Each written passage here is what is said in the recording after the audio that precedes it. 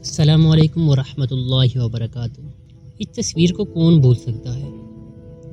قحط کی تصویر سے صاف پتہ چل رہا ہے کہ ایک گدھ ایک بھوکی اور قریب المرگ بچی کے مرنے کا انتظار کر رہا ہے تاکہ اسے نوچ کر کھا سکے۔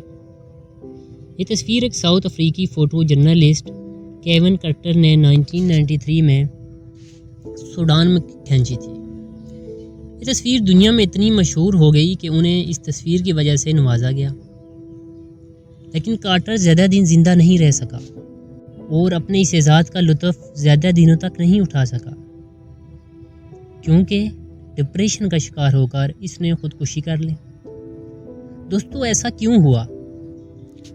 دراصل جب وہ اس ایوارڈ کے پانے کے جشن منا رہا تھا تو ساری دنیا کی میڈیا چینلز پر اس کا ذکر ہو رہا تھا اور اس کی شہرت بام عروج پر پہنچ گئی تھی۔ تبھی وہ واقعہ ہوا جس کی وجہ سے ڈپریشن کا شکار ہو کر کارٹر نے خودکشی کر لی۔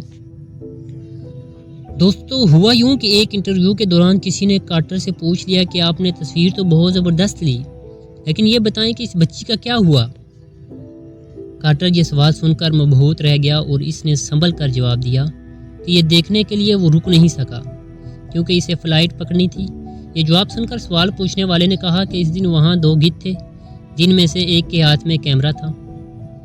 اس واقعہ نے کارٹر پر اتنا اثر ڈالا کہ وہ ڈپریشن میں چلا گیا اور آخر کار خودکشی کر لی۔ کسی بھی کام میں سب سے پہلے انسانیت کو مقدم رکھنا چاہیے۔ کارٹر آج زندہ ہوتے اگر وہ بھوک کی شکار اس بچی کو یونائٹڈ نیشن کے فیڈنگ سینٹر تک پہنچا دیتے جہاں وہ بچی پہنچنے کی کوشش کر رہی تھی۔ کیا ہم بھی گدھ بن چکے ہیں؟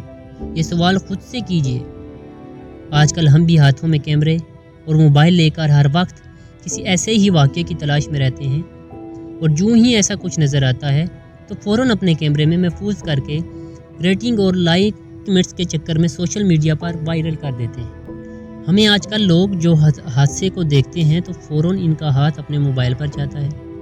وہ فون سے کسی ایمبولینس وغیرہ کی مدد نہیں طلب کرتے، بلکہ زخموں سے گہراتے فرد کی تصویر یا ویڈیو بنانے لگتے ہیں تاکہ اسے فیس بک یا واٹس ایپ کے ذریعے ساری دنیا میں پھیلا سکیں اور داد حاصل کر سکیں۔ دنیا کی مہنگی ترین تصویر بنانے والے کیون کارٹر نے آخر خودکشی کیوں کی تھی؟ تو دوستو، آپ جانتے ہیں